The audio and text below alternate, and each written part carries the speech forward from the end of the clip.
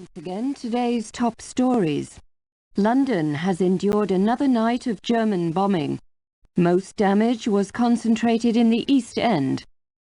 The RAF has struck enemy aerodromes in Le Havre and the Low Countries. In Russia, further German losses are reported around Leningrad. In Asia, the American fortress at Corregidor is still defiant, but Japanese forces are reported nearing the Burmese oil fields. And that concludes the news summary. We now return. Once again, today.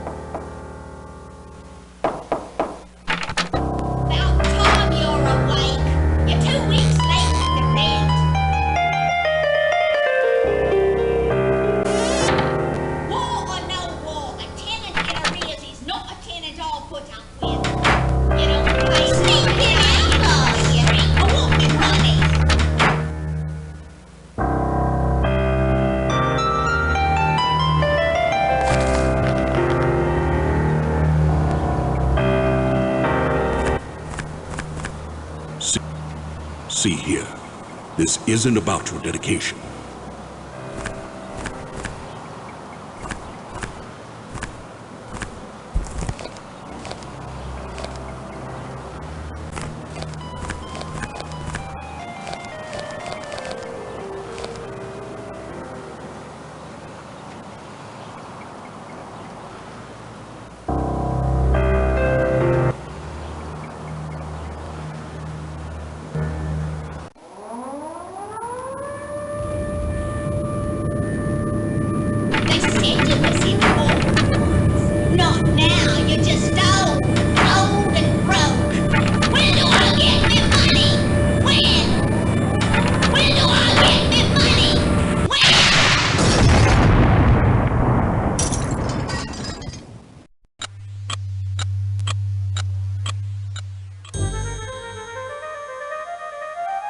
The past, forever locked in regret. But what if the past could be changed?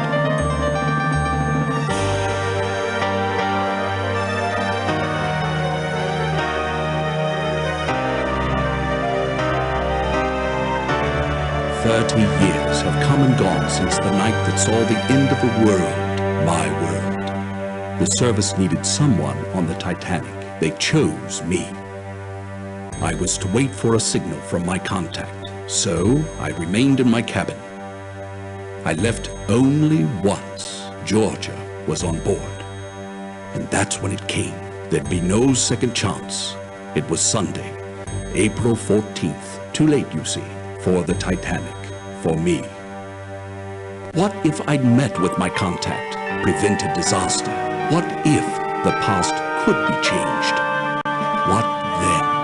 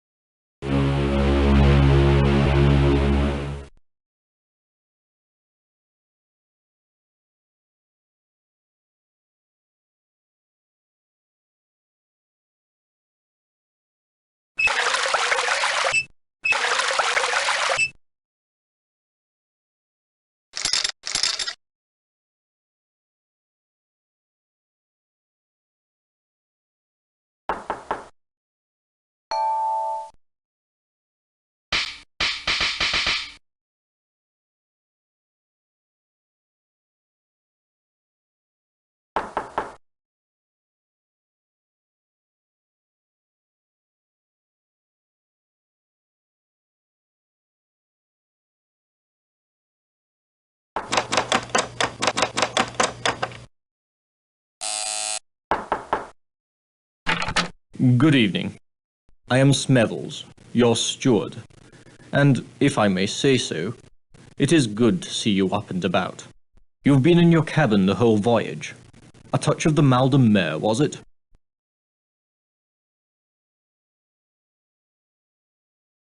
Seasickness can be quite unpleasant, especially if it's one's first crossing. Since you haven't been out of your cabin, may I instruct you on how to get assistance while on board the Titanic? Very good. We of the White Star Line hope that your stay on board Titanic is as relaxing as possible. As you explore the ship, please bear in mind the following advice. The mouse is your hands, the keys your feet.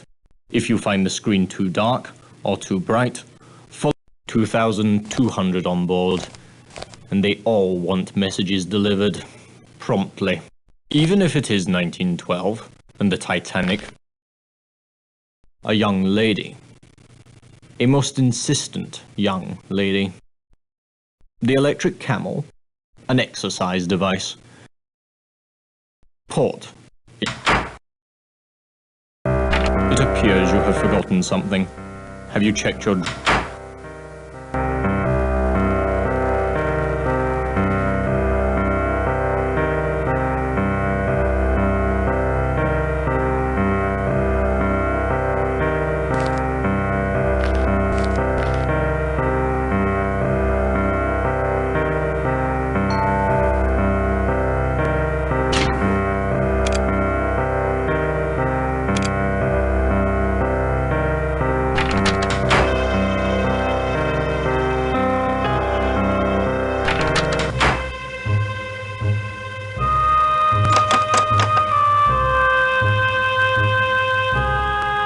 A fine night to be indoors, cold as the dickens outside. Cold but clear. Clear as a bell, and the stars, oh, you should see 1,000,000 stars in God's firmament. A congregation. Thank you. For all those in peril on the sea. Tell me, are you religious? Do not forget God, and do not collude with the godless. There are many on this ship. Leyland Trask, for example, a seer, a clairvoyant. He claims the most outrageous blasphemy. Remember, that which does not come from God is not of God. Wait, before you leave, I was wondering, perhaps you'd care to make a donation to our mission in Nyasaland. I am very happy. I shall call upon you tomorrow to discuss it. Good evening.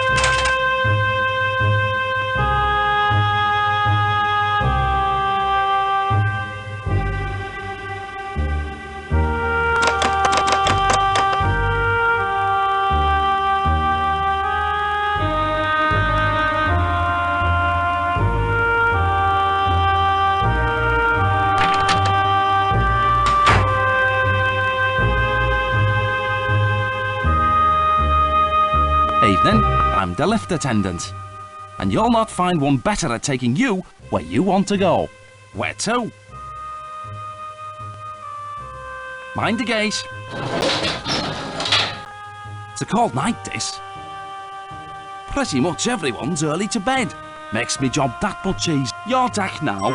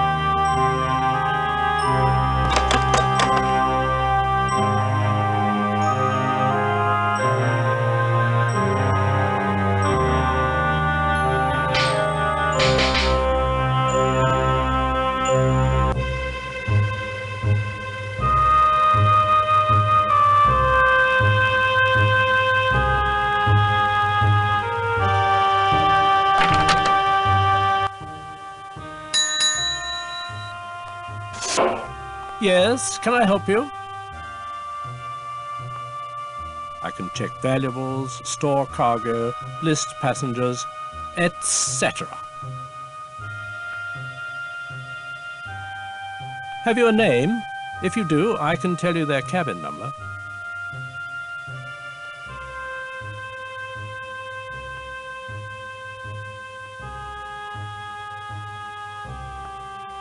The Colonel is in cabin C59. I live to serve.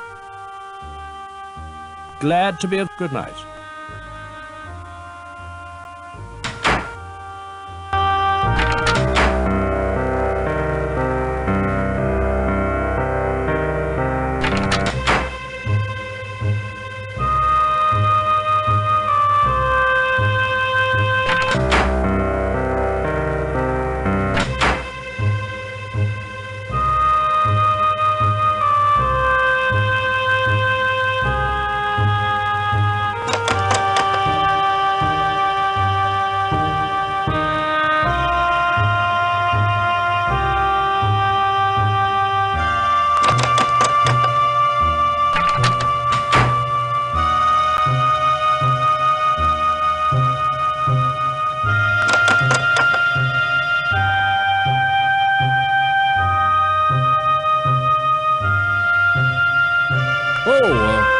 Hello.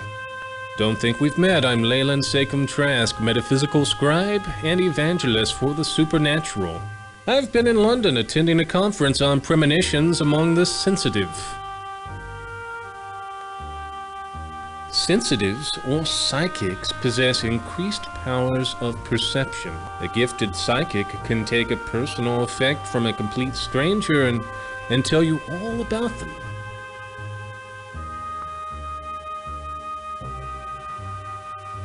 There's a range, of course, but given the right training, psychics can reveal information hidden to others.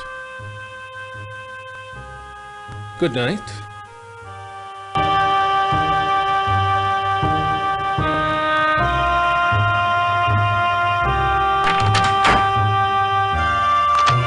Yes.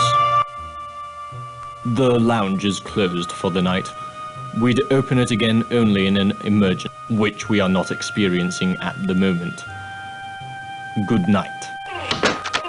Yes. The lounge is closed for the night. Yes. The lounge is closed for the night. We'd open it again. Yes. The lounge is closed.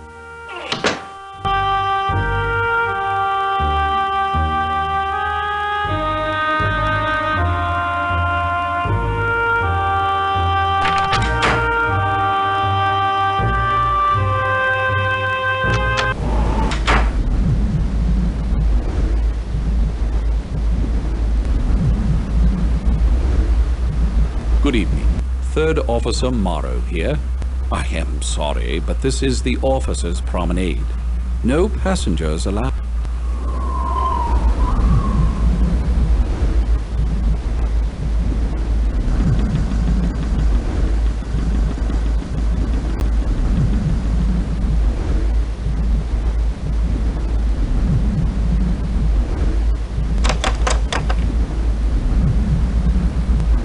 Tourists aren't allowed on the bridge. Officer Morrow's in no...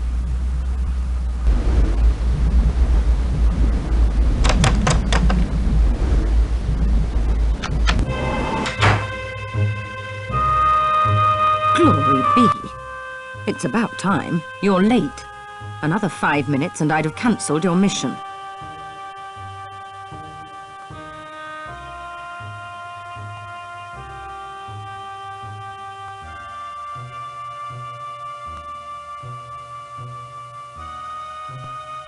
Yes, I'm Pringle. Penny Pringle. From the Bureau of Secrets. You didn't think they'd plunk you down on this bucket of bolts and millionaires alone, did you?